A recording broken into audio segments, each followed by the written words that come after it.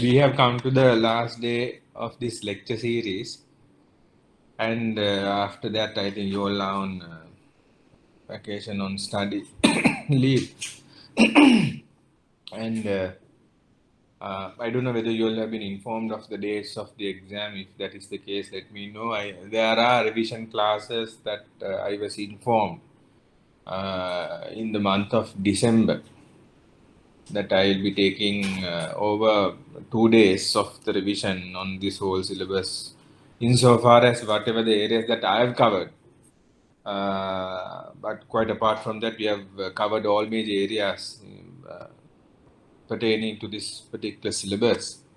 And today we are going to discuss about certain ancillary areas of very small areas other than the first one, which is we are going to discuss about the Companies Act in Sri Lanka and the law regarding the companies and etc. Other than that, some minor areas. So I expect your questions and take this as an opportunity to verify whatever those areas, because otherwise, the long run you might not be able to have the full content, whatever the content that we discuss in your heads. Therefore, we will see to take the maximum out of this lecture today.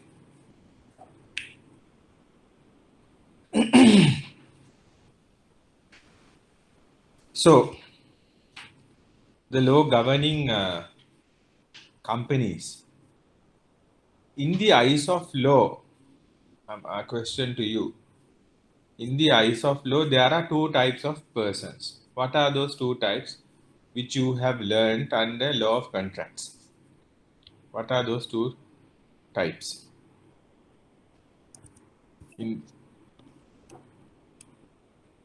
What are those two types? Natural persons and artificial legal entities.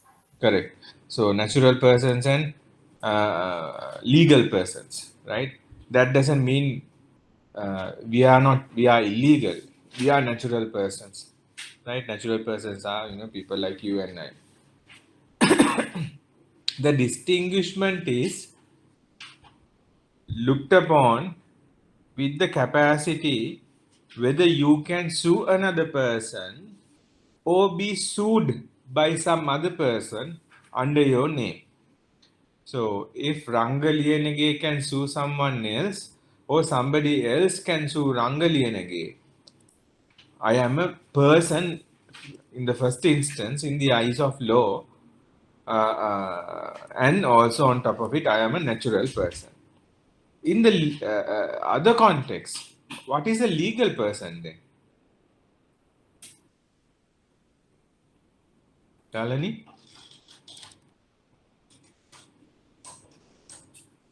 Who is a legal person?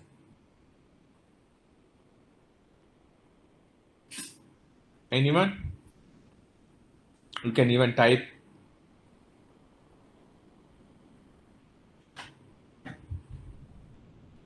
Who is a legal person? Any idea? You call it some they call it artificial person, but that's not the correct term. It's a legal person. Who is a legal person? Anyone? No. Legal personality is not predominantly, specifically assigned to, insofar as our country is concerned, companies registered under the Companies Act. So be very thorough with this. A legal person is a company limited by liability. You cannot assign legal status for a partnership. For a partnership, you get the partners are liable equally and severally. Then you can't take proprietorships. Proprietorships are businesses not registered as a company. In proprietorships, you have to take the sole proprietor as in his capacity of a natural person. Insofar as, for an example, let's say you have you see a business, let's say a tire shop or whatever, vehicle tire shop, uh, Danushka tires, let's assume. So if there is an issue with this Danushka tires, it's not Danushka tires private limited, it's Danushka tires. There, if there is a dispute between you and that, with regard to maybe let's say a tire that you purchased from them, and you want to file action against them, you can't file action against Danushka Tires. You have to see who the owner of that business and file action against that person. All right, because Danushka Tires is a sole proprietorship business, and it does not on itself have the capacity to contract, or is not a legal person or a person in the eyes of law, right? Then,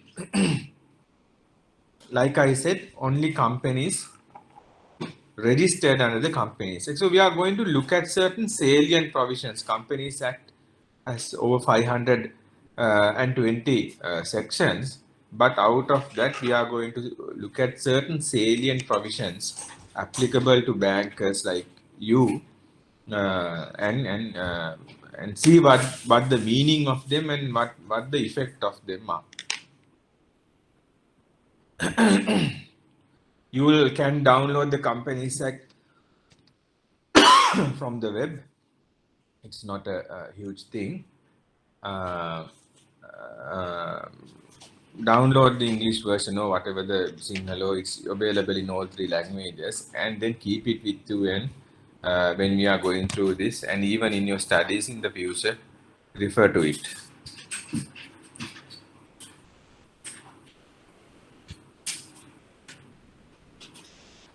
So this Companies Act was enacted in the year 2007, number 7 of 2007, and by this act, all the law related to companies were governed under the Companies Act in 1989, and that was repealed by this act, right?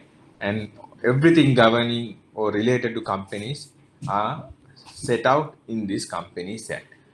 I am going to cover certain basics on this. Basics, of course, not because the level of the class, but it's important for anyone who even been aware of Companies Law and Companies Act to refresh their minds, remind about the basics of this, because it's the essence and they are the pillars on which the company is governed. Right? First of all, I want to take your attention to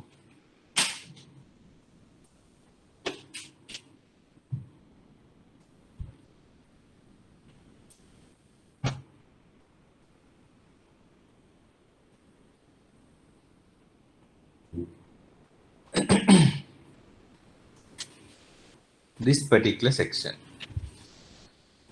Incorporation of companies and related matters under part 1, section 2. It's not a section where parties always, rely upon or refer to. When I even come across about this in the courts as well. However, this is the norm. This is the basic or the pillar in which the company or the law related to company is founded upon. A company incorporated under this act, look at this, because this is interlinked and interrelated to something else which you all have covered. I will explain that in a moment. A company incorporated under this act shall, by the name by which it is registered from time to time, be a body corporate. It's a body corporate. This gives the legal status and the capacity of the company. So this, right, unless on exceptional situations, remember, exceptional situations, whatever the company does, you have to address the company. Yes, sir, let's say, you deal with a company. You bought a vehicle, let's say, bought a vehicle from, let's say, Toyota Lanka or United Motors or demo or whatever, and there was an issue. But when you were buying, in the process of buying the vehicle, you met with certain people, maybe salespeople, the managers, to whoever who you met. However, during this process of encounters, you came across and there was a dispute between the parties. Now, who are the parties insofar as you are concerned in layman terms? Is between you and the other person. Let's take the manager, right? But just because there is a dispute between you and the manager, that manager doesn't have no. Insofar as the dispute is concerned, the manager is representing the company. So your dispute is not with the manager, it's with the company itself. So the dispute goes as you versus that company, maybe, whatever the company, right? Because the company is a legal person in the eyes of law, right? And you can't, in your actions against the company or against your dispute, you can't name the manager or the director or anybody. No, those are the people who governs the company. But insofar as this is concerned, the the company is liable, not the directors. There are exceptional circumstances where the law would override. Oh, you call this the corporate veil, right? Corporate veil. Uh, this veil won't be lifted unless it's exceptional circumstances. Some exceptional circumstances are uh, when the company fails or neglects to pay statutory payments to its employees, like EPF and ETF. It's a criminal liability. Wherever there is a criminal liability, they would be lifting the corporate bail, and they would be summoning the directors and high, what do you call, high-ranking officials of the company. So they lift the corporate bail and get those directors to court.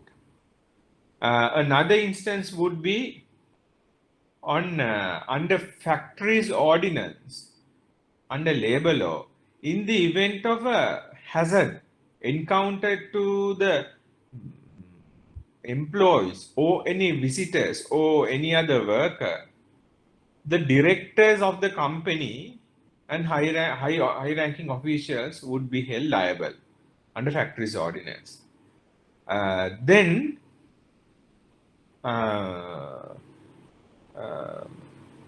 for matters coming under, I think, section 365 of the penal code of criminal nature, where let's assume criminal breach of trust, සාපරාධි විශ්වාසය කඩ කිරීම, or criminal misappropriation of property, right? සාපරාධි සාවද්‍ය පරිහරණය,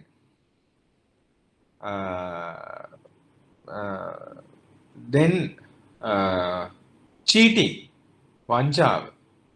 For these matters, they would summon the directors, right? Yes, they would summon the directors. Above all, when I say above all, what I meant is something which is more related to you. Before I tell you it straight off, can any one of you tell me where else the court will lift the corporate veil, which you have covered by now?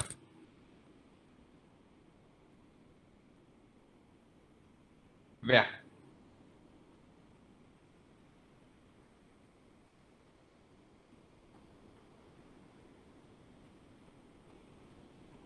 Think about it and tell me.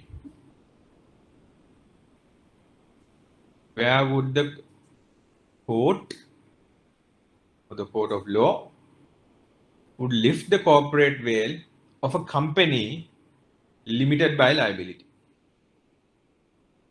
I will give you a clue. That comes under when the bank is in the process of recovering defaulted amounts. In what instance?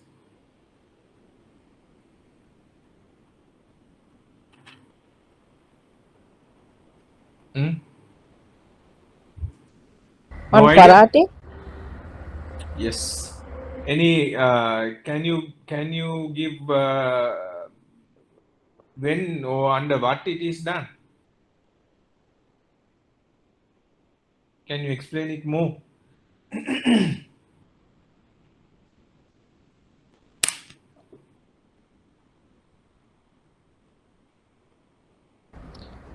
When company defaulted to make the payment and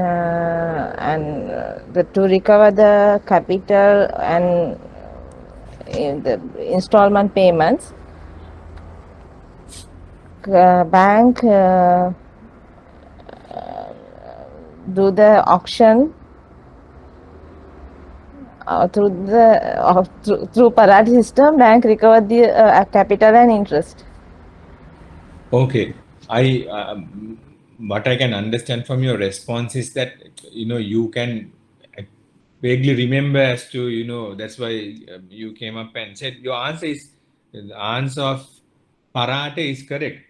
But as students of IBSL sitting for this exam, right? I'm being very firm and very open with you. If I get an answer of that sort and only that, let's say with the content, what I'm referring to, out of 20, you will get not more than 4 or 5 marks, right? So 4 or 5 marks, just do the math and see whether you would get through that. So in a situation like that, example, if a question is posed on this, what is this corporate veil? You will be expected of writing brief about the Parate law, brief about Act number 4 of 1990. Have you all covered Act number 4 of 1990, Recoveries of Loans by Banks Special Provisions Act? Yes or no? Yes, sir, covered. Right. Yes, sir. Anyone else vaguely remember? එහෙම කතාවක් අහලවත් නැද්ද? දැකලවත් නැද්ද? Right? Then you will have to refer to your books again. Right? Recoveries of Loans by Banks Special Provisions Act number 4 of 1990 as amended by I think Act number 9 of Act number 1 of 2011 and Act number 19 of 2011. Right? Keep this in mind. What is important in this is an extrajudicial power is given to the banks, which was there under the BFCC Act, Bank of Ceylon Act, Bank of Ceylon Act, People's Bank Ordinance. Where they were incorporated under specific acts, they had that, but by this act, this power of Parate executing the property without a judicial process, without going to courts, was not there for other commercial banks. So it was extended to the other commercial bank by this particular act. And by that, what the companies could do is, if there was a default, the under section 4 and 5 of the act, they could pass a board resolution on the defaulted amount plus interest plus capital and sell it in public auction. And the process is given there. I'm not going to repeat whatever that was already discussed. So there, the terminology is such that the mortgagor, who is the customer normally, who mortgages the property of his to the bank can sell that property in public auction and recover the amount and return any surplus or excess to the mortgagor. Now, what happened was there was a case in 2006. Actually, 4 cases, they were combined and taken together by Supreme Court. Jayawardena versus HNB, right? In that case, I think you all have done this, right? But nevertheless, I'm explaining this. What happened in that case is the customer was there. Customer drew down the loan, Samathapala Jayawardena, and drew down the loan and mortgaged the property. Customer is a company and mortgaged the property of the individual who is a director. So what happened there? The court, in a landmark judgment, decided that this is a third-party property, and under Parate, under recoveries of loans by Bank Special Provisions Act, you cannot Parate auction third parties' property, right? That was the judgment. But thereafter, another case came up after this landmark judgment. So from there onwards, you can't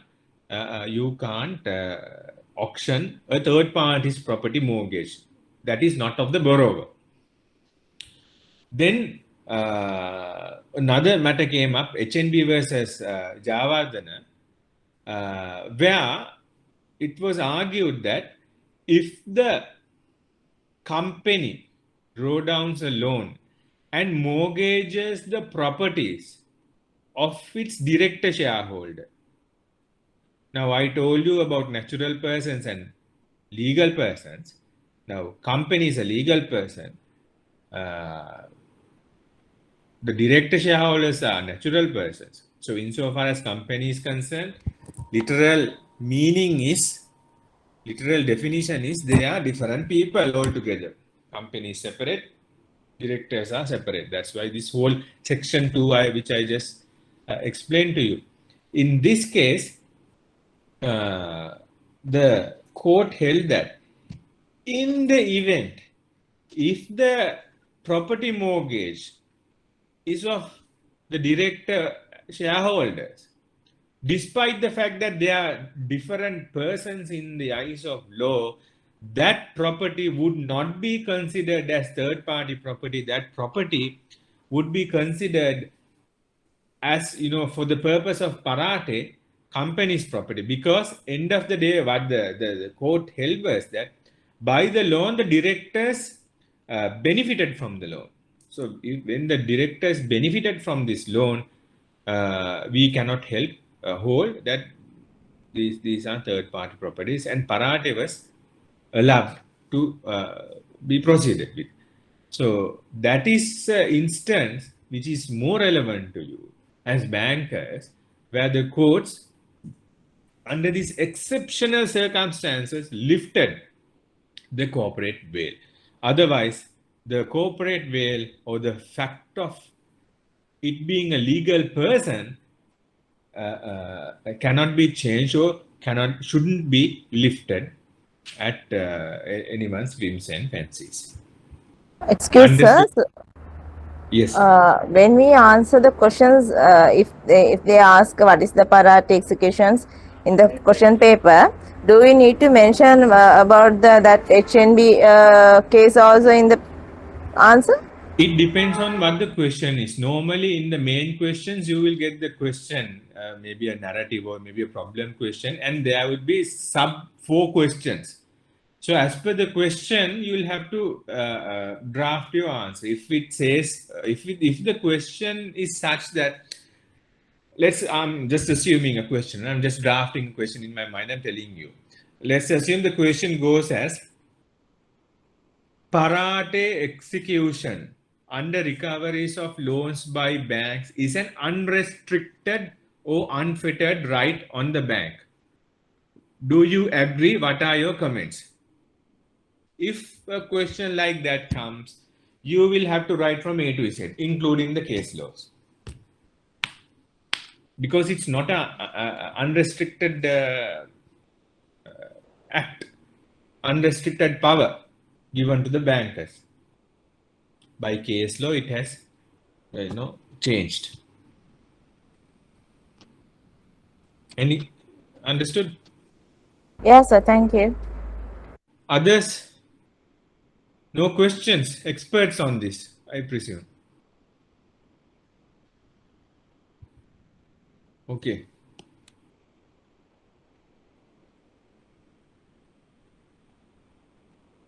Then we go to, so if any company to carry out business, they have to be registered under the Companies Act. A company may have both within and outside Sri Lanka capacity to carry on business or undertake business or activity or to do any other transaction in the name of the company. But there are restrictions under the Companies Act. But once you are registered here, you can proceed with. Then we go to the different types of companies. Mainly, there are only 3 types of companies. Mainly, right? Company incorporated under this act can be of 3 types. Section 3. Keep this in mind as a story. And see, there are enormous amounts of chances for you to learn. Not only, by sitting behind the lecture, not only reading books, but also when you go around, right? When you go to your offices, come back home, you go out in the road, you can learn. How do you learn? Company incorporated by, for example, this one. First, we'll take the company that issues shares, the holders of which have the liability to contribute to the assets of the company, if any specified in the company's articles as attached into those shares. This act referred to as a limited company. Right, limited company. So, insofar as this is concerned, all companies in Sri Lanka are limited companies. How are they limited? They are limited by the liability they have towards the shares that they purchased. Because if the shares they purchase, let's say to the value of 200,000 rupees, their limitation of liability is 200,000. If something happens to the company, their liability is 200,000 to the company. If they have not already paid 200,000 to the company, they are liable for that amount. That's what it says. Then a company that issues shares, the holders of which have unlimited liability to contribute to the assets of the company under this article, referred as unlimited company. No, you don't get that here. You don't get that unlimited liability. So it's limited liability always. Thirdly, a company that does not issue shares, the members of which undertake to contribute to the assets of the company, the event of its being put into liquidation in amount specified in the company's article. This we call companies limited by guarantee. So this we have in Sri Lanka under section 32 of the Companies Act. You get out of these 3, you have the first one and the third one. You have companies limited by liability and limited by guarantee. Unlimited liability occurs not insofar as Sri Lanka is concerned. For example, sole proprietorship, the proprietor or the owner of the business have unlimited liability towards whatever happens in this. So there is no limitation, it's unlimited. If it's a personal thing, yes, unlimited liability.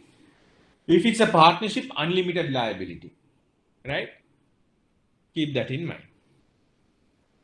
Where a limited company is incorporated as a private company or as an offshore company, the part 2 or part 6 shall apply, so you don't have to worry about that. I am not going to bore you with the other, these things, but certain important provisions. These requirements of a name, of any name. See, you need to understand that you can't have any name as your company. It's required that if limited company other than a listed company is a company listed in the stock market or the stock exchange, shall end in the word limited or by abbreviation LTD. Limited. Seema Sahita. When you go and you see boards, right? Limited at the end of that. You should have that in your name. Private company shall end in the words private limited or by the abbreviation PVT LTD. In some countries it says PTE. So PVT LTD. In some other countries, in some other instances, it's also denoted, not in Sri Lanka, as LLC, Limited Liability Company. So not here. Right? So PVT LTD. Seema Sahita Pudgalika Samagam. Right? The limited company which is listed in company, which is a listed company, shall end in the words public limited company. PLC. Right? PLC is public limited. That means it has shares by the general public. Shares of the general public, rather. Share has been bought by the general public. So it becomes a public company. Right? PLC. And you can't have companies which is where the names of it is identical with the name of any other company or any registered overseas company. You can't that. Or containing the word chambers of commerce. Right? or it's misleading, or the words which contains the word president, presidential, right? Or as per this, in the opinion of the registrar of companies, suggest or calculated to suggest the patronage of the president or the connection with the government or any government department. You can't say, some whatever ABC Government Defense Private Limited. No, you can't do that. Municipal, incorporated, or other words which in the opinion of the registrar is calculated again with regard to municipality, any society or body incorporated, cooperative or society, national state, Sri Lanka, you can't have this, right? Then I'm going to take you to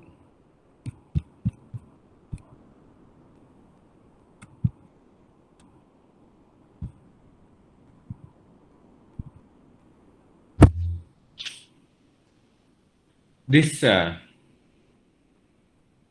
You will come across these terminologies, right? What is an article of association? AOA, right? Articles of association. When you are dealing in the banks, especially in the corporate department and opening accounts, etc., you ask for something, a document called Articles of Association. What is this Articles of Association? Provided under Section 13 of the Companies Act. Simply, I'll show you.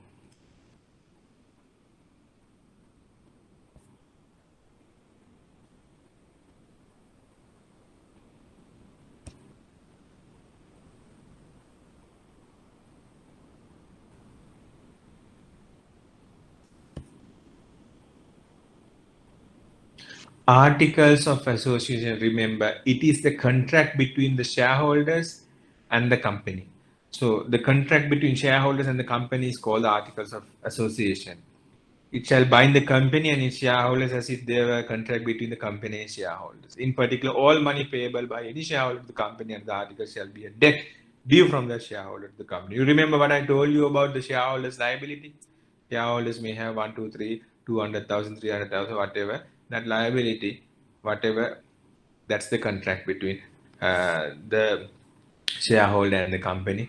And the articles of association may contain these, the objects or the objectives of the company and why it is incorporated, the rights and obligations of shareholders of the company, the management and administration of the company, right?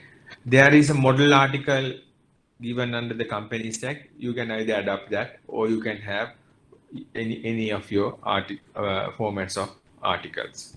So that is articles of associates. Sangamika Vyavasthavaliya in Sinhala you call it. Right? Then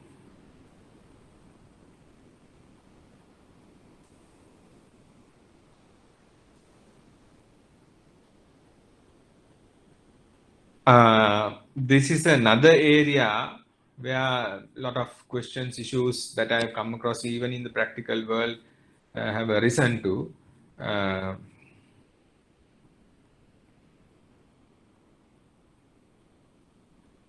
A contract or other enforceable method of contract. How would a company enter into an agreement? A contract or other enforceable obligation may be entered into by a company as follows. So, because company is a legal person, separate person, but then again, somebody, a natural person, should do the contracting for and on behalf of the company. So, how would it do? Just because that person signed it does it mean that that person is personally responsible on that? No. This is how you do it. An obligation which, if entered into by a natural person, is required by law to be in writing, signed by that person, be notarially attested. May be entered into on behalf of the company in writing, signed under the name of the company by 2 directors of the company. So, 2 directors of the company should sign. If there be only 1 director, by that director. So, if there are more than 1 director, at least 2 directors. If there is only 1 director, then that director can sign. the articles of the company so provided by any other person or class of person. If the article says the general manager can sign for documents, then fine, he can sign. Oh, if the articles even says, oh, if the company appoints a power of attorney, right? Attorney Balakaru, Pakkaratna, has appointed a power of attorney, that power of attorney can sign. There was and be notarially executed. So this is where the law requires a document to be notarially executed. So any contract can be signed by either two directors, or if it's only one director is there in the company, you can sign by that person or any other persons mentioned in the articles, or provided by any other person or one or more attorneys, right?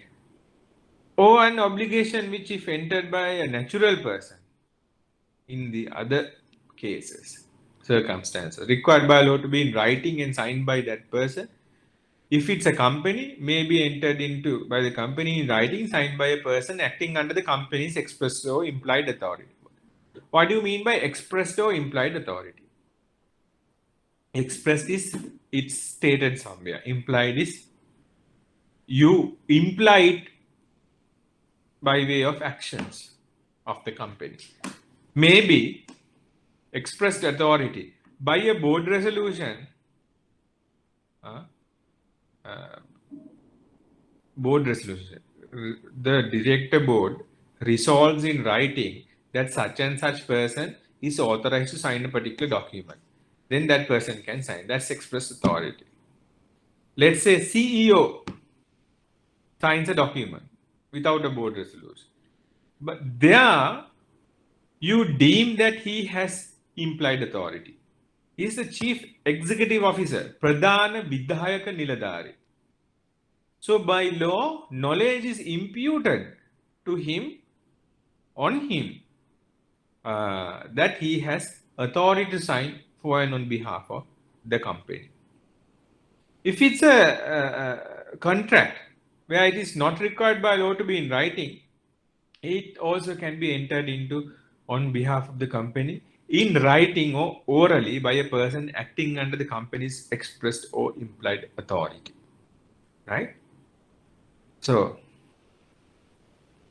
keep this in mind as to what you could do, what you can't do. So whenever, because under the earlier Companies Act, it was a requirement the company to have a company common seal or a company embossed seal or the company seal, you call it.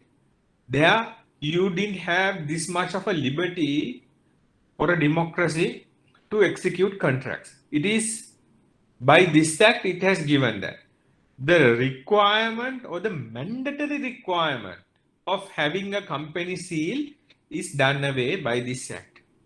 Right? You no longer mandatorily require the company seal. That doesn't mean placing the seal is wrong. No, it's an additional thing now. If you want to put the seal, you can, because then it was resembled that the company entered into a contract only by the company seal, the embossed seal or whatever. And the placing of the company seal, that is the execution. Placing of the company seal was witnessed by two directors. That is not the case anymore. Right? Keep that in mind. This is relevant to banking because of your customers. Excuse me, sir. Yes. I have one question regarding the signing powers. Actually, there's one company, only two directors existing, son and father. Son is currently abroad. So father came to obtain a lease facility, which the vehicle is in the company's name. Right. So we just rejected it that with the one director and the company secretary, we cannot issue the lease facility. So therefore, we rejected the facility. After that, he is requesting that a separate lease facility in his personal name, and and he requests to transfer the vehicle from company to his personal name. After that, he is asking for a lease facility. So, what are the legal aspects from the bank side to do that? One thing I will explain. What's your name? Who asked that question? I didn't see. I answer Chadura. Chatura. One piece of advice I need to give you. This is not only to Chatura, this is to everyone who is in there in the audience. Whenever you get a what do you call request or whatever as bankers or as anyone in your life, don't just say you can't do it. See for a solution that you can give to the customer. Right, there may be instances, because at that end you are the expert, not the customer. Customer might say, I want this, but there are certain restrictions where you are also crippled, but without being, you can be innovative in that. What I'm saying is, give a solution within the realms of the law. How can you address this situation? So when you get that, of course, in a doubt, seek for legal assistance. In that situation, to direct a company, father and son, father comes and asks for a lease facility. No, it's a private limited company, and we rejected it. But did we check the articles of association about the signing powers? Who can sign? Is it either party to sign? Either party in the sense, not the account, but asking for facilities. In majority of the banks, when you all are opening accounts, there's a huge board resolution, pre-formatted one, which you get to sign from the customer. And if it's a credit facility, we might sometimes specifically ask two parties to sign or majority. So whenever a company passes a board resolution, what is the quorum required in that meeting? If the quorum is 1, right? If the quorum is 1, then it's a validly passed board resolution. For an example, let's say same thing, little bit twist of facts. Company, 1 director. Let's say father is the director. He comes and say, I need the lease facility. Board resolution, he signs, company secretary signs, and he gives authorizing himself. When on behalf of the company, then the bank should honor that request, right? Because it's a validly passed board resolution. Here, what you could have done is, okay, get me a board resolution, it signed by you and your son. Maybe to be on the safer side, articles of association may say only one party to sign, but since small companies, etc., you might say that. Board resolutions in almost all articles of association, you don't have to sit in front of the other person to convene a meeting. You can have written resolutions, right? I think that is given under Article 100 and Section 144, if I'm not mistaken. That is provided. Yeah, resolution in lieu of meeting, right? I'll just put this. Resolution in lieu of meetings. In lieu of meetings, where you can have the meeting in writing. So in addition to that, and I have come across in almost all articles of association, you can conduct the meeting online, Zoom, whatever, Meet, Classroom, whatever, right? So son or the other director may be abroad or in the other part of the world, still you can pass a valid resolution, and the secretary is there to ensure that those are being done. And so get the resolution and get the certified extract certified by the secretary, and you are good to go, right? And if the father then asks, so that is the answer to your first question. Answer to your second question, if the father asks the same facility. One thing, sir.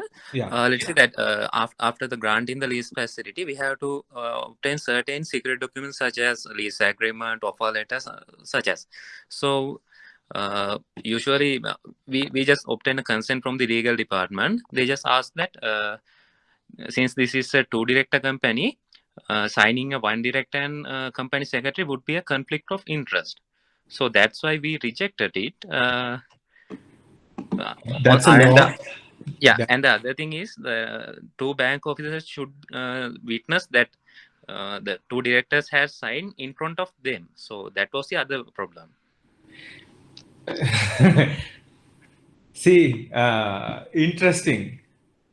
And this is not the first time I'm hearing this. We bankers, we try to be extra careful and sometimes have 100%, and having 100% security is not enough. We want about 2 to 300% security. If that is the case, the best thing is, I will tell you, just accept deposits, don't lend. Right? Then you have 400% security. Right? But then again, with this inflation, I don't think you have that even. The answer to that is, the legal opinion is not factually, legally wrong. Conflict of interest, you can't have it. The statute provides for one director companies. If the statute provides for one director companies, I can't be creative and interpret it as a conflict of interest. What if it's a one director company? Same scenario, one director company. Then you can never lend to a one director company. Maybe let's say balance sheet of that particular one director company may be tenfold of another 5 director company. Are you going to let go of that business? Let's say he wants about 200 million rupees. What are you going to do unless you have a cash back guarantee on that? Right? So that, of course, I must tell you, there is an issue with the opinion that you got on the legal opinion. There cannot be a conflict, so to speak. How can there be a conflict? Of course, end of the day, the director acts for and on behalf of the company. No conflict in that. So what you need to check is whether he can appoint himself. If it's a one director company, no problem at all, because he's the only director. Let's say 2 director company, small company, and one director passes a resolution. What you need to see is go and see the articles, whether articles provides for a quorum to be completed when there is only one director and he can pass a resolution. Most of the time it's no. Most of the times, for obvious reasons. Yeah, he represents 50% of the company. So insofar as a board resolution is concerned, have board directors, it's not because of conflict of interest. Of course, he's prejudiced anyway, right? You are the director of your company. You look at yourself, the company, right? There is no conflict there. Then 2 director companies, most of the time, articles of association provides that quorum will be completed when board directors are present. So you check the articles, ask them to bring the article, certified. Of course, you all bring this certified copy of the articles. Look at this. Nice question. Now I'll analyze this legally as well as business wise. So from legal point of view, you check those documents. Get that one. Why they ask that it be signed in front of 2 bank officers? That's for verification purposes. Nothing else. Nothing else. No other. Signing the security documents, I mean, right? The facility agreement form, maybe the lease document, correct? Chatura. Yes, sir. Right. So that is for, other than verification purposes, I don't see any other requirement of it being signed in before 2 bank officers. So if that is the case, completely fine. That's the legality of that.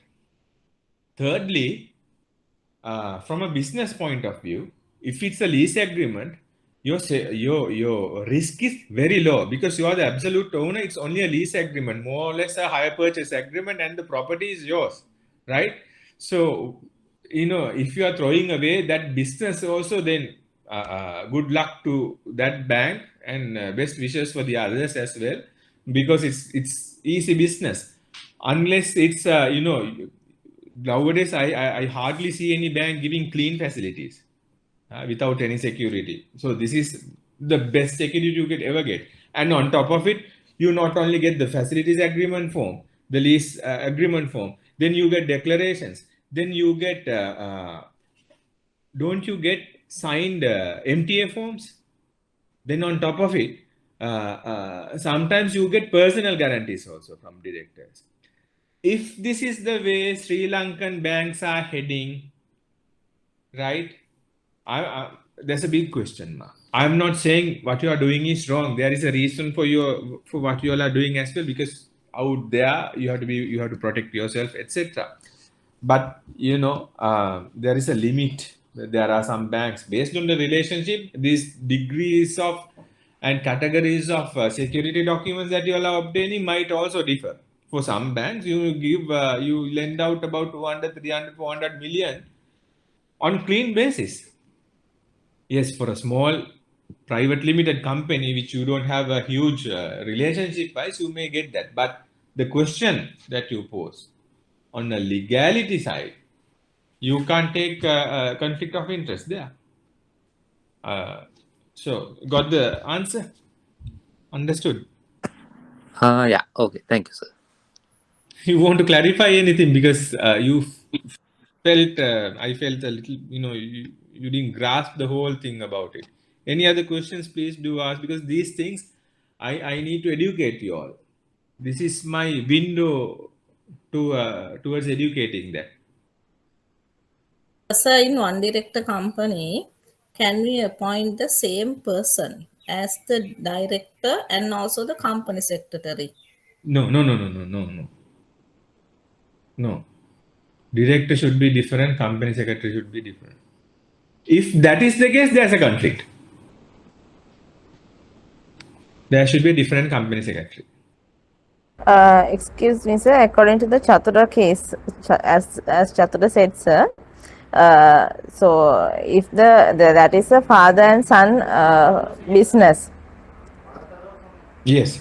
So if son given a letter, if father's signature only enough to go for the leasing facility, is that okay?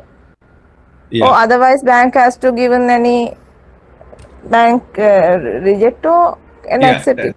That's why, like I said about method of contracting under section 19, how you can do is son giving a letter.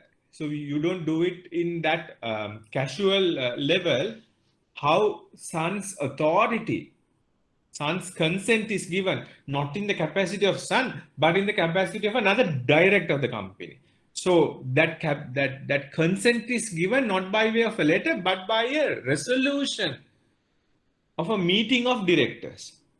You have to resolve it by a board resolution, board of directors meeting, and give that. So that, like I said, that meeting need not be face to face. It can be in writing as well. So one director signs the board paper, the resolution, and send it to his son. He can sign it or send it via email. He signed the scanned image. Or that is acceptable. Huh?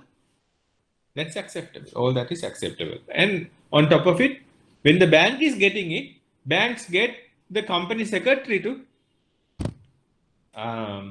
sign and seal in the company on the authenticity of that board resolution. So that letter is not a casual letter, it should be a board resolution. Thank you, sir. Chatura, any other questions? I think you are in the credit department, I am presuming. Yes, sir. No, actually, the thing is, after we have obtained a legal consent, we can't go over. Yeah, You can't evade it also. That's why we had to reject it. Ask questions.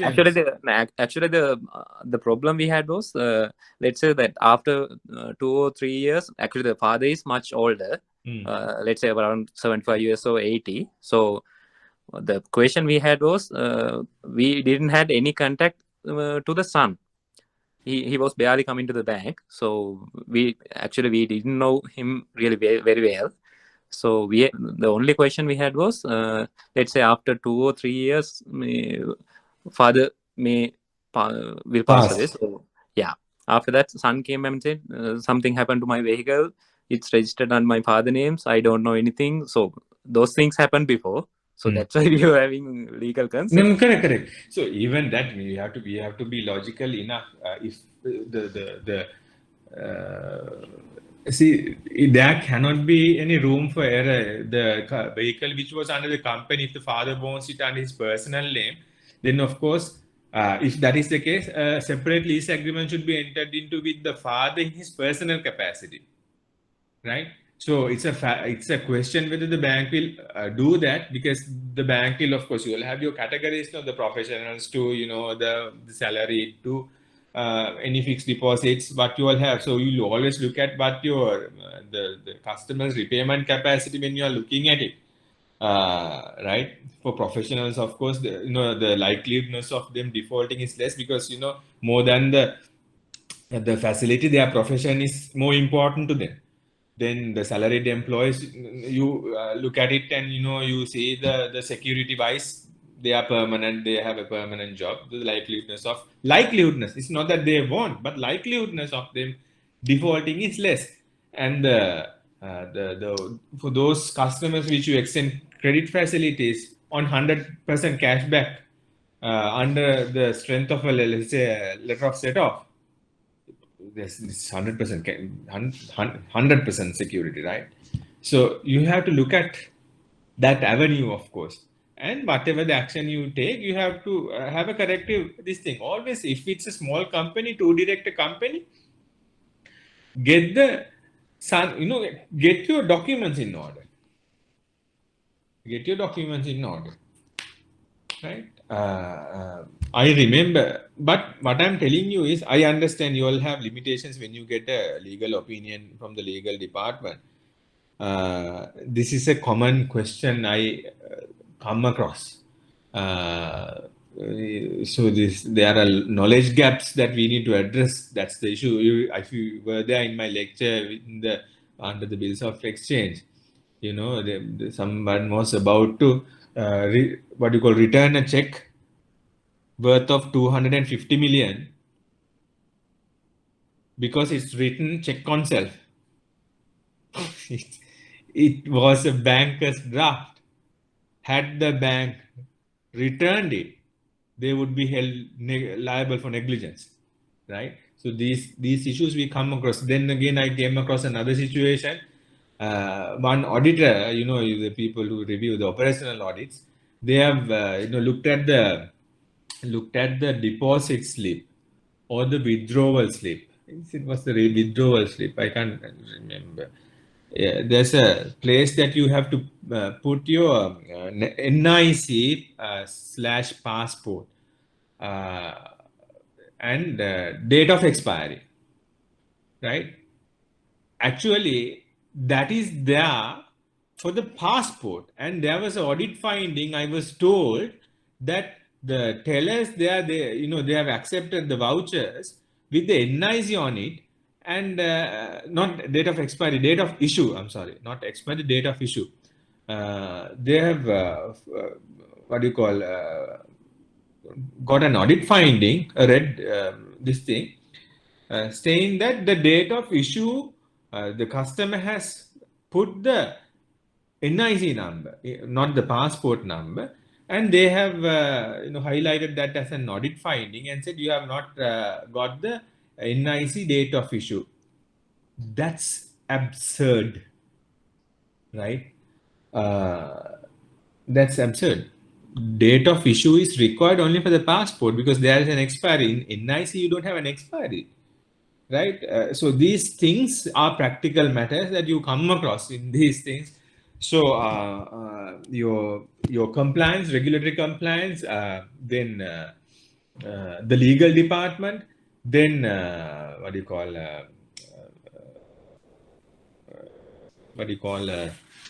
money laundering. What do you call that? What compliance? So that department also, they need to be equipped with their knowledge in order to cater to the front line. So that's a knowledge gap I see. Right? Any other questions?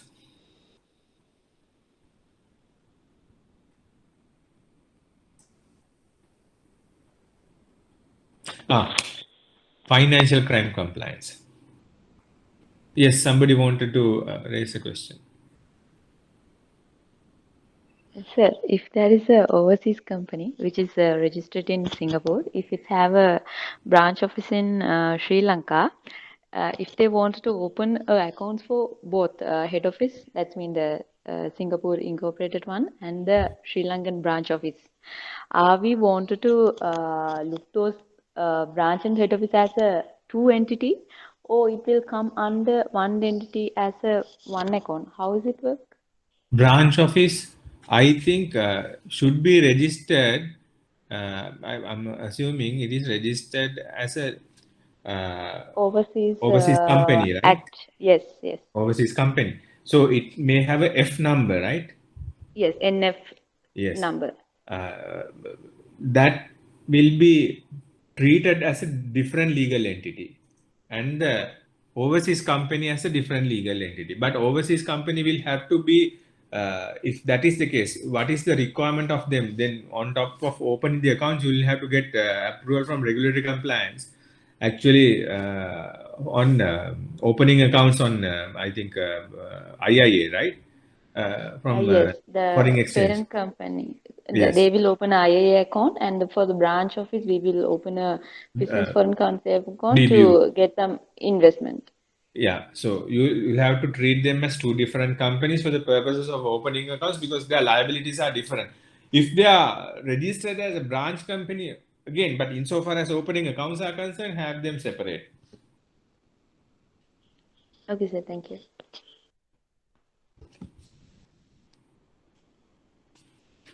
Any other questions? These are practical questions. I understand. Sometimes you get frustrated as to you don't see any solution for this, and that is where I come in.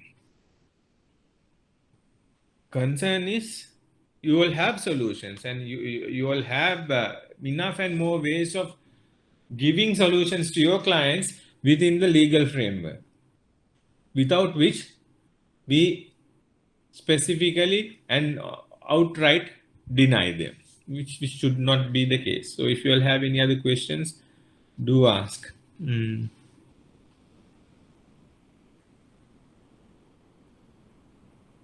Right.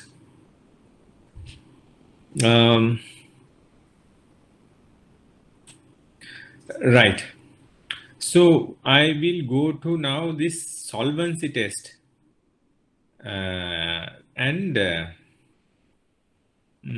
Solvency test I will cover now. This is required 91.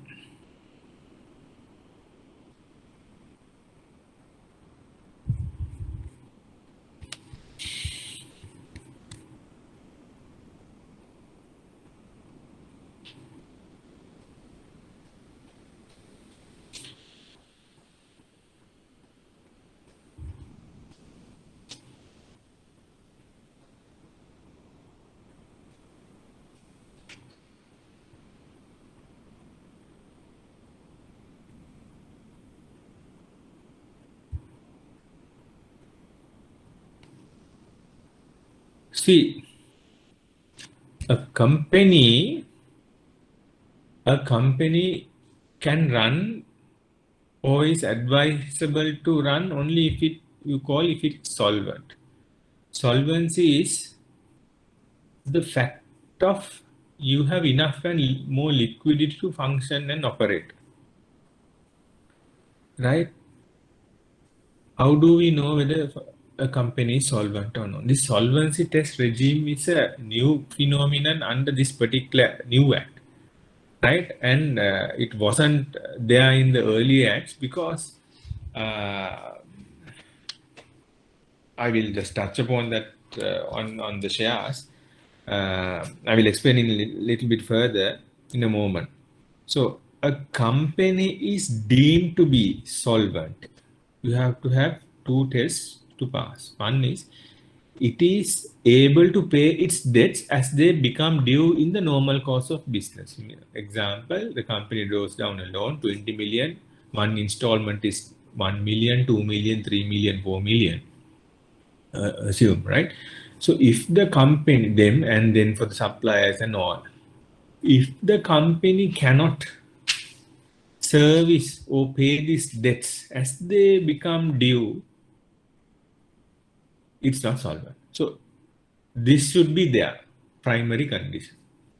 Not only this, in addition to this, the value of the company's assets, should be greater than the value of its liabilities and the company's stated capital. So value of the company's assets should be greater than the value of company's liabilities and its stated capital. What is stated capital? Prakashita Pragdanya, stated capital. That is provided under section 59. I'll take you to section 58.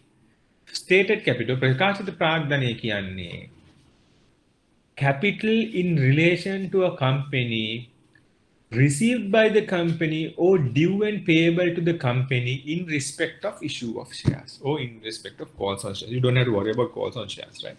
In respect of issue of shares. So company has issued 200,000 shares with the value of 10 rupees per share, then 2 million. That's its stated capital. So for a company to be solvent, it should be able to pay its debts while it becomes due in the normal course of business, plus value of its assets should be greater than the value of its liabilities plus the stated capital. Understand this? This is the basic accounting formula that you learned, right? So this should be there. If this is not there, the directors have a liability to call a meeting and state EGM, extraordinary general meeting, and state that the company has failed the stated capital, right? And because the company, it's not a good indication on the future of the company. Now, what is a share?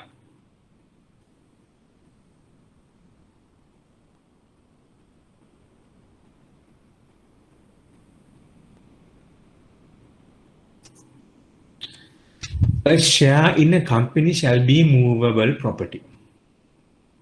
A share in a company shall be movable property. Nature and types of shares we are talking about. You know, quotas කියලා කියනවා අපි මොනවද මේ quotas. Share in a company is or shall be considered as movable property. You have movable property and immovable property. Shares, of course, you can move. How can you move? You denote or resemble the shares in a document and you can move it. Right? That's basically movable. Subject to the company's articles of association, a share in a company shall confer on the holder. Holder means, the shareholder, the right to one vote on a poll at a meeting of the company on any resolution, the right to an equal share in dividends paid by the company, the right to an equal share in the distribution of the surplus assets of the company on liquidation. Now, this is all subject to whatever that is written in the articles, right? And this is the, by default, this is the right. Company can issue different classes of shares. Shares can be issued that are redeemable. Redeemable means the company can redeem that share whenever it wants by paying that amount. Or confer preferential rights to distributions. Preferential rights over other shares. It's called a preference share. Or confer special limited or conditional voting rights. So we said one right, voting right. No, certain shares you can assign to that an additional vote, or confer no voting rights. Maybe you can take out the voting rights. These all can be put out in the articles of association or shareholders agreements. Share is, no share in a company shall have a nominal or par value. Now this is a direct alienation or a difference from the previous act, previous law.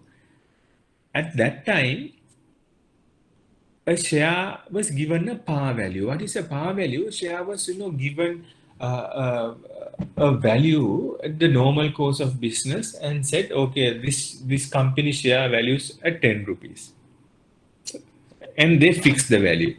You know what it's look like? Like I said, lecturing in Sri Lanka today, you can have any number of current examples. Fixing a par value to a share. Now, in this act, it's not the case. The value of the shares goes up and down based on the performance of the company. That's what happens in the stock market. It goes up and down. The market decides that, not anyone else. Par value is a dangerous thing. You can say the share value of the company is fixed at 20 rupees, and if the company is not doing good, the actual value of it may be 10 rupees, but you say it's 20 rupees. You know exactly something resembling to that. The dollar price in Sri Lanka now. The central bank has said dollar should be fixed at 103 rupees, whereas the actual by now is about 140 to 150. So the par value is not a healthy avenue, because it doesn't give the true picture. By Companies Act 2007, this has done away with this concept of par value. What is this shares is all about, how it all originated was in the past, time immemorial, to call it. These merchants, when they, when the businesses were saturated in this Europe, they ventured out to other continents. How do they go? They went in ships. So merchants, for them to afford a ship was a big thing, and a little bit difficult. What the merchants did was they got together, a couple of merchants, maybe 5, 6, or 10 merchants got together. They contributed money to buy the ship.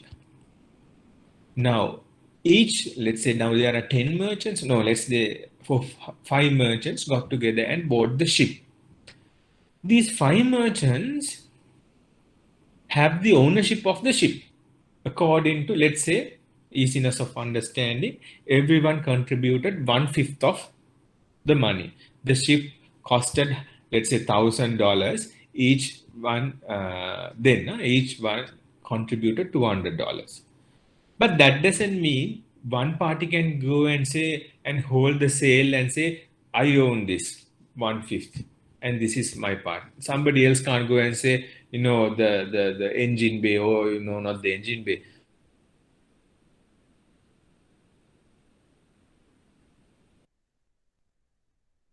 So what did they do? They said, I have 1/5 ownership of this ship. So they got that ownership with a piece of document. They say, I have 1/5 or 20% shares in this ship. That's my document. So transform the same analogy to a company.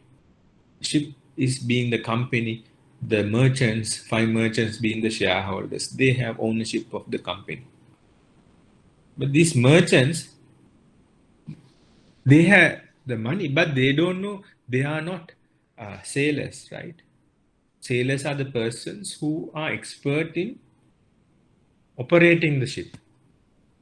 Here they are the directors, but the merchants can appoint which one to put in there. So the shareholders can appoint their directors to control and manage the company. So in rudimentary form, primary form, that is the effect of shareholding and shareholding shares, right?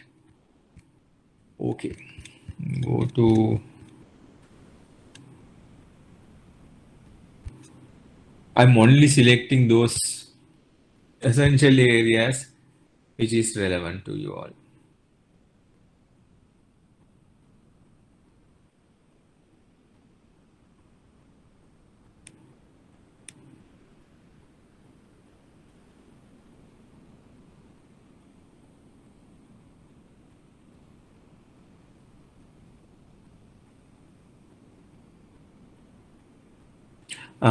Again, you may have come across this 185, if I'm not mistaken, Um,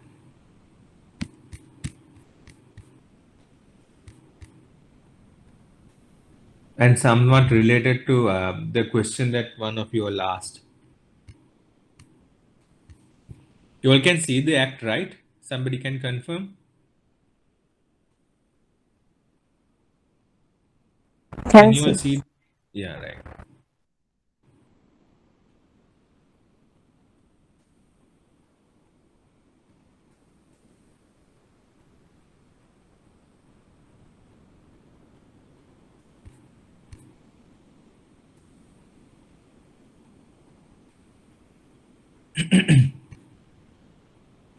Now you know stated capital, solvency test, etc. This is important. I'll tell you how it is important to you all. A company shall not enter into any major transaction unless such transaction is approved by special resolution. Contingent special resolution means over 75% of the what do you call the director signing it. Contingent on approval by special resolution, consented to in writing. If it's a written resolution, all shareholders should write. A transaction which the company is expressly authorized to enter into by provision in its articles, right? So what is a major transaction? Major transaction means the acquisition for an agreement to acquire the contingent whatever assets of a value which is greater than half the value of assets of the company before acquisition. So the company's asset value is let's say 20 million, and the company is going to acquire a land which is 11 million, you say, that is a major transaction. Then that needs to be approved by a special resolution. So if you are a bank and let's say the company wants to draw down company's asset, you can say, see what the company's assets are as per the annual return.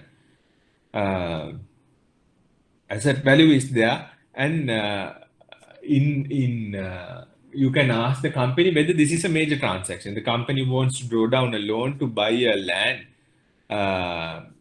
to the value of more than half of its asset value, then it should be passed by a special resolution. If it is not passed by a special resolution, bank is at fault because it's ultra vires. Whoever took that decision, the company is not liable, right? Essentially. So it should be, you need to verify whether it's a major transaction. Then the disposition of an agreement to dispose of whether contingent of whole or more than half by value of assets. So if the company wants to sell, even that should be passed by, and that's the major transaction. A transaction which has likely to have the effect of the company acquiring rights or interest, incurring obligations or liabilities values greater than half the value of its assets before the acquisition. A transaction, a series of related transactions which has the purpose of effect of substantially altering the nature of business carried on by the company. Substantially altering the nature of business. Let's say nature of business is normally given under the Articles of Association, right? Given under the Articles of Association. Let's say it's a software company, software development and promote whatever. And if the company, and there are no objects clause provided, and the company is venturing into, let's say, something totally different, cement manufacturing, I'm just giving you a hypothetical example, that's a major transaction, right? So keep that in mind, essential areas. So that's about something that you need to, be aware of the Companies and the Companies Act and the relevant provisions that is applicable to companies. Any questions before we go to Customer Charter?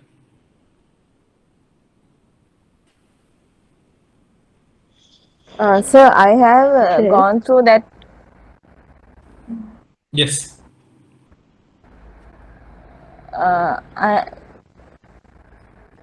You go ahead. I have gone through that given website, sir, that last class. So do we need to select that case law or jurisdictions, whatever this, sir? Because I couldn't find, I just put a search, but I couldn't get the result. What were you searching for? anti-money laundering. Just I put that word. Okay. Let me show you. If you are looking for laws, you need to go to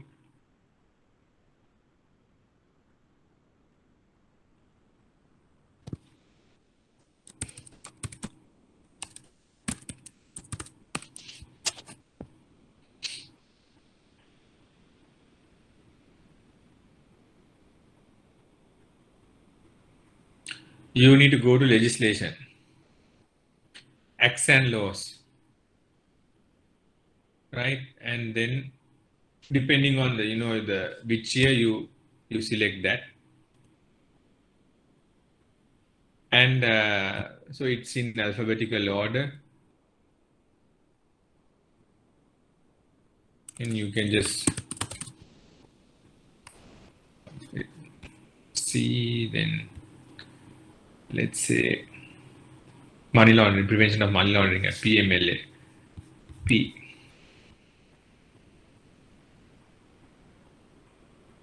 Here you go.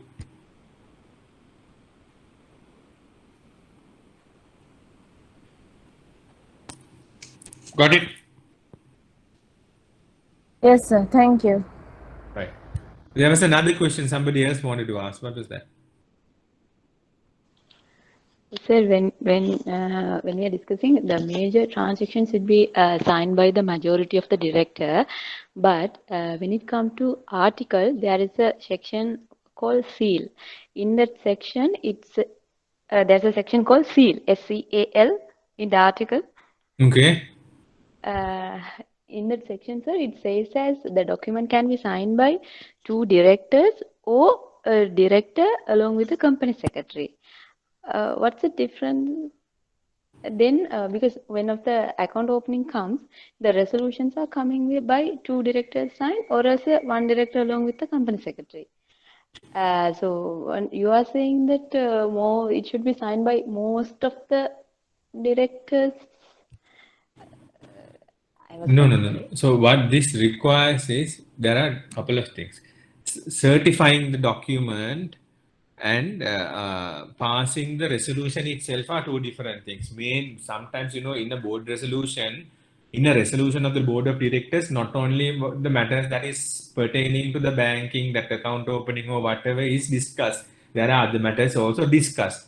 Therefore, mainly the big companies, they won't just divulge the whole board resolution to the company. What they will give is what you call an extract of the board resolution. So that extract can be signed by 2 directors and director and a secretary, or maybe like that, and give it to the bank. That's completely fine, right?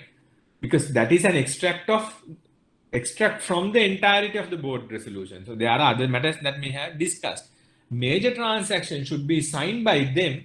I'll show you 175. Yes. I'll show you how that is done. Where is that?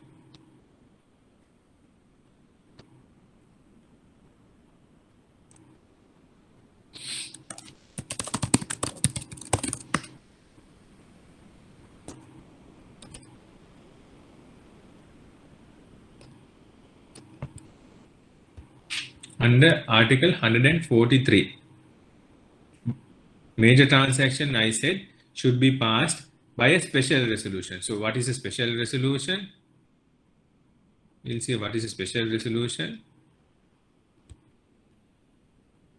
A resolution shall be a special resolution when it has been passed by a majority of 75% of those shareholders entitled to vote and voting on that. So the shareholders will have to their resolution, not director's resolution. Shareholders are going to pass the resolution. So when you are referring to something like that, I'm sorry, I am not aware of any caption called field in the articles. I'm not quite sure that I have heard of that. Maybe you can convey that to me and share that with me. Articles might say how to certify those documents, by 2 directors. This resolution on major transactions should be passed by 75% of the shareholders. Voting rights. Entitled to vote and voting on the question. Right? So giving a resolution signed by the two directors is wrong, right? They have to give actually a certified extract. Yes. It's not it's wrong. Maybe some small companies, they may be passing the resolutions only for the purpose of the facility. If that is the case, giving the resolution itself is fine. But I'm talking about a major transaction. Major transaction, a requirement of it is 75% of the shareholders who are having voting rights should have signed it.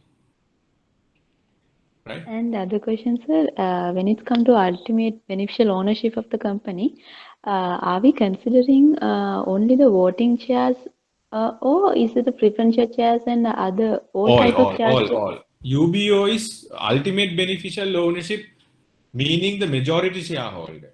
End of the day, because Right. so then Not by the cash, even if the preference or the shares given for the doesn't loan. matter. It doesn't matter the category of shares. It could be voting shares, non-voting, preference, nothing. Shares. Okay.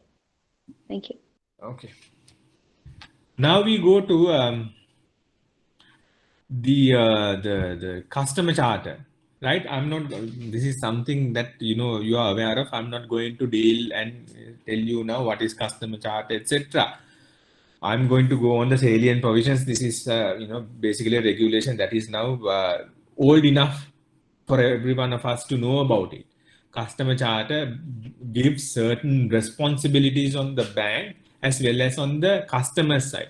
Other than the customer charter, there is hardly any obligation or responsibility provided or given or expected from the customer. It's only in the customer charter that you come across.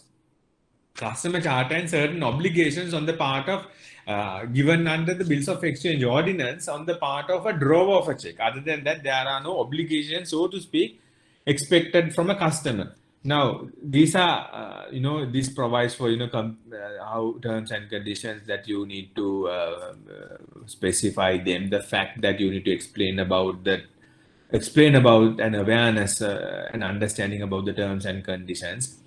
And then if you are going to close an account on your own volition, the bank I'm talking about, how you can do it by due notice and proper compensation packages, etc. And the fact that you can't harass customers and abusive debt collection practices, disclosing customer information to others. This is a grave area I come across, sharing information of all these databases of customers and their information with other affiliated entities of the bank, like insurance companies for selling their insurance packages, whatever the tie-ups that the bank have, giving false or misleading information about products and services, unduly influence customers, all these things. Remember, there is a presumption, I'm telling you, because we are in this obligations part. There is no obligation on the customer, legal obligation, to check his bank account statements. That is a misinformation. There are enough and more of landmark cases where the courts hold that customer doesn't have an obligation to check their account statements. This whole concept of checking the account statements started off in countries like USA, Canada, where unlike here in Sri Lanka, the return checks notification doesn't go to customer. Then they specifically by law, they required the customer to check their statements, but it's not the case in Sri Lanka.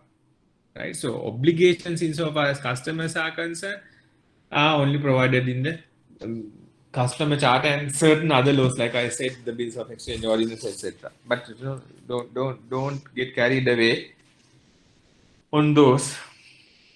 Right here, the obligations that they have provided are of generic in nature. Not only customers, any human being needs to know these things. Customers should not borrow beyond their affordable repayment capacity. etc., etc. So it's then self-explanatory. They have to be aware of the terms and conditions and read and understand them, and help the bank to help you. You help the customer to help you. It's reciprocal things. The relationship between the bank and the customer, and not to draw checks or anything negligently, and it's prudence. That is what is expected by customers, and of course, more than that, sharing their PIN with anyone else. This allows certain risks to the other parties, and for fraud and etc. These are the things that you need to be aware of with regard to customer charter. Then, little bit about the financial ombudsman scheme also. I need to just bring your attention to that. There's a scheme called the financial ombudsman. It's more of a conciliatory approach that will be, governed there for any complaints. Customers can raise complaints to financial ombudsman, and the financial ombudsman has the power to summon the bank and the customer for an inquiry as to the matters, and invite the parties to a settlement on those matters, and also has the power to if the parties doesn't settle, he can award, you call it, provide an order, his decision on that, which the bank is governed under that. It's only the customers who can complain, and the bank is bound by that award. Right, the present financial ombudsman is Mr. Ananda Kumaradasa. All these are provided, and it's a requirement that in your terms and conditions and leaflets and everything, you educate the customer that in the event if the customer deems that there is an injustice or an unfair situation that occurred to him, he has the right to raise that issue with the financial ombudsman. He has been given statutory powers in order to get his, have his award binding in nature. Any question that comes to the end of our lecture series? Any questions?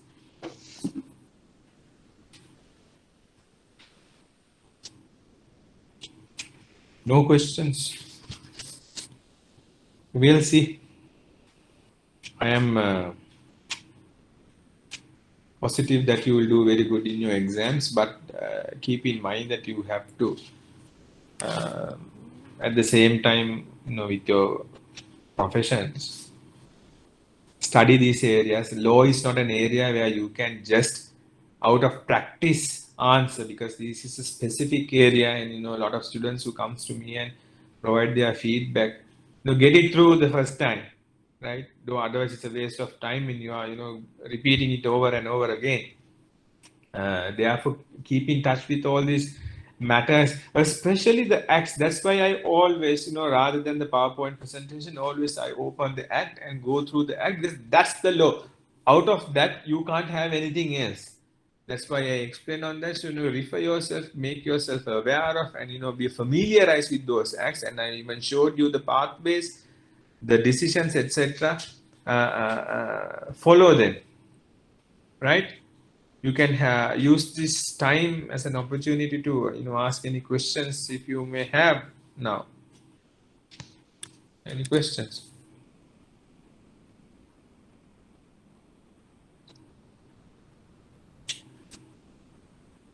No questions. All right, then we can call it a day, and then I wish you all the very best.